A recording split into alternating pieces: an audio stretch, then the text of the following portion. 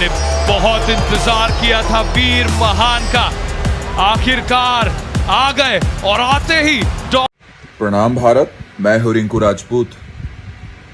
America में अभी रात के 1:30 बज रहे हैं। मुझसे रहा नहीं गया।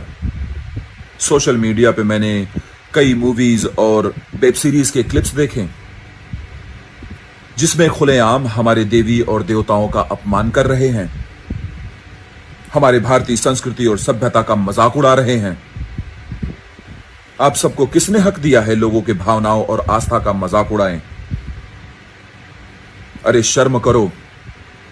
जो देश पूरे विश्व में अपनी संस्कृति और सभ्यता और इतिहास से जाना जाता है, उसी देश की संस्कृति और सभ्यता का मजाक उड़ा रहे हो और अश्लीलता के साथ दिखा रहे हो। आप सभी देशवासियों से मेरा निवेदन है, आओ हम सब मिलकर लोगों के भावनाओं के साथ खेलने वाले मूवीज और वेब सीरीज का बहिष्कार करें। और याद रखें, देश और धर्म सर्वोपरि है।